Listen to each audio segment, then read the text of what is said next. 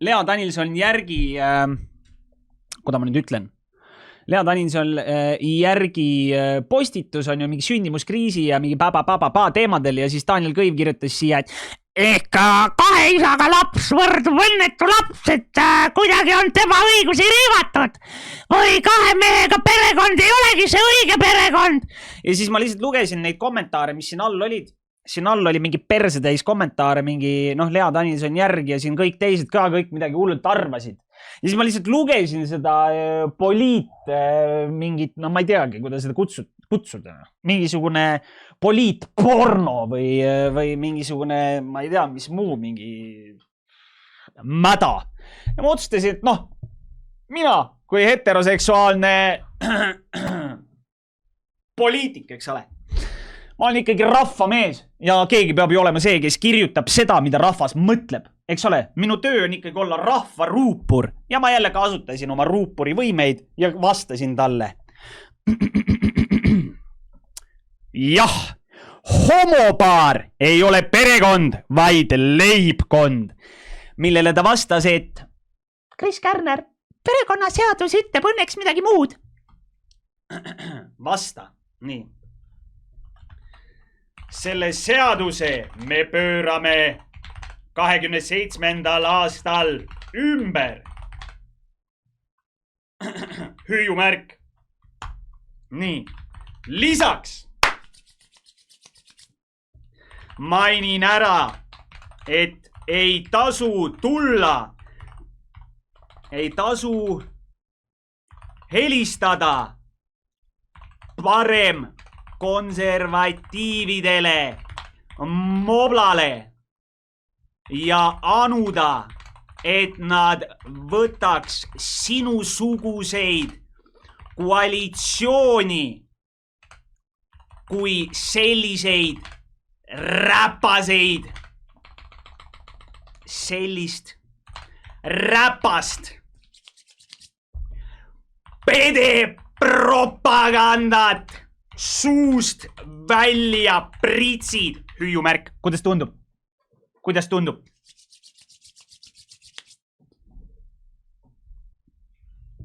Ma igaks juhuks, ma ei hakka igaks juhuks kirjutama meile, sellepärast, et ma küll ei olnud ainus, keda ta palus.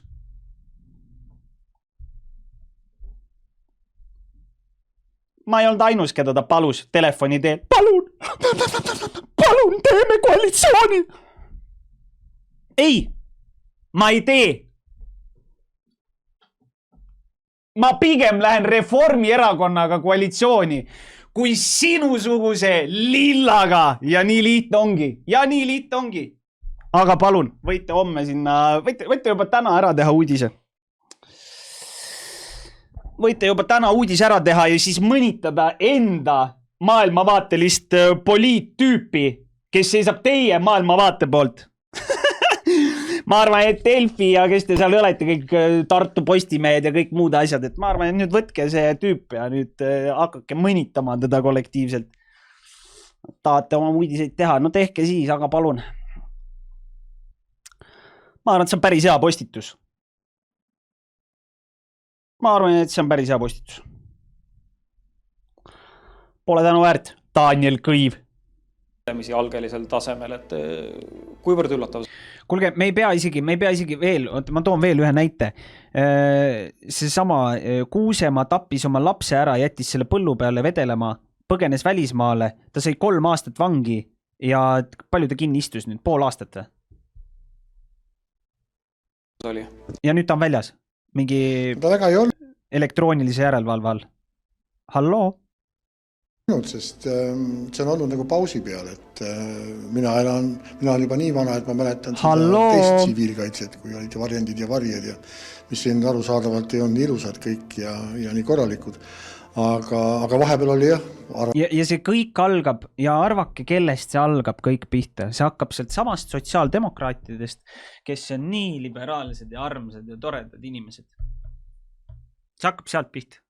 Et need rasked ajad on kõik möödas ja konflikte ja sõdu ja kriise enam ei tule ja siis jäeti kõik lagunema. aga õnneks nüüd siin Tartus eriti on näha, et kõik Raasiku gängsterid peaks ka maksimumkaristuse saama. Mis mõttes ka? Kõik! Kui sa ei oska ühiskonna reeglitele vastavalt käituda, sa tapad inimese, sa vägistad inimese, no, see on null tolerants. Väga kiire. Eluaegne, mina isiklikult arvan, et see isegi ei peaks olema eluaegne, vaid see, ma olen öelnud korduvalt, mis üks hetk kindlasti trükitakse ka kuskil ära. Surmanuhtlust on vaja. 100%, noh, see ei ole mingi küsimus, et mingi, et kas me peaksime või et kas see on humaanne. Ei ole humaanne. Aga mida on humaanset selles, et ta läheb ja tapab inimesi või vägistab kedagi? Seal ei ole ju midagi humaanset. Ja miks sina, lihtsalt ma küsin, miks sina peaksid seda inimest üleval pidama seal vanglas? Eluaeg. Miks? Ei peaks ju. Just täpselt. Kasvab ja inimeste enda ettevalmistus, nii et mitte ainult kohalik omavalitsus.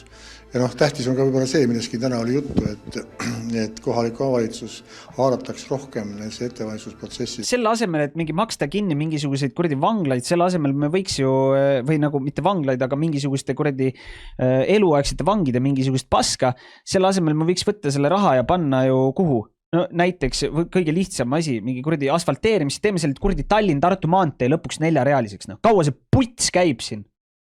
Mul sita siibere sellest juba ausalt. Samamoodi see kuradi Pärnu-Tallinn, no tehke ära juba. No. Halloo!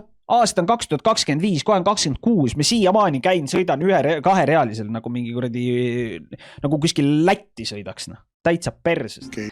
Mida tegi aga maksumaksja poolt heldelt rahastatav riigitelevisioon näitas pühapäeva hommikuses niinimetatud pehmes kogupere formaadis homopaari, kes võtsid saatesse ka ostetud lapsed.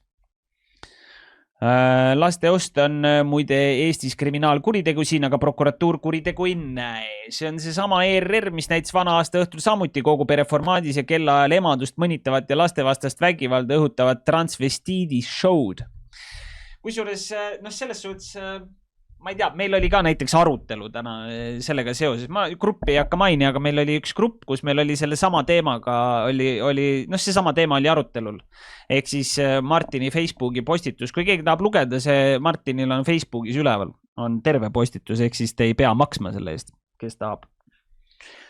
Ja ma ütlen ausalt, et ma väga tihti nagu EKRE-ga nagu ühte, ma nagu väga tihti ei saa öelda, et ma EKRE-ga ühte saabast käiks, aga selle teema puhul ma nõustun 100%, et see ei ole normaalne, et isade päeval Eesti rahastatud televisioonis ja saates nagu maksumaksjate poolt näidatakse siukest asja. Ja veel tõsimeeli kahte, ütleme otse välja pederasti, kes on ostnud endale lapsed nagu. Ja siis nagu, ma ei tea, no sorry, aga see on nagu, mul ei mahu pähe, kuidas on võimalik siukest asja teha, no. Isade päeval lihtsalt. Nagu, noh, et selles küsimuses minu meelest Martin on 100% õigus. Et see on ikka päris räige lugu nagu. Aga noh, eks see võib olla ka nagu taotluslik selles mõistes, et vaata, kuna ega need ETV omad ei ole ju rumalad. Selles võtmes, et nad saavad väga selgelt aru, mis toob klikke, mis toob kommentaare, mis paneb inimesed nagu käima, tiksuma. Ja kui nagu nad näevad või nagu lihtsalt tekib üks hetk selline võimalus kutsuda 2 omasooiharat tüüpi kohale ja veel lastega, kes neil on nii-öelda ostetud, eks ole, siis noh, see on ju teada materjal, et oi raisk. See läheb käima, siit tuleb pappi, siit tuleb rutsi. Et eks see on ikkagi, ma arvan, et see on taotluslik ja see on selge näide sellest, kuidas tänane meedia on puhtalt klikkide peale üles ehitatud ja seetõttu seda ei saagi võtta enam tõepähe. Puhtalt selle pärast.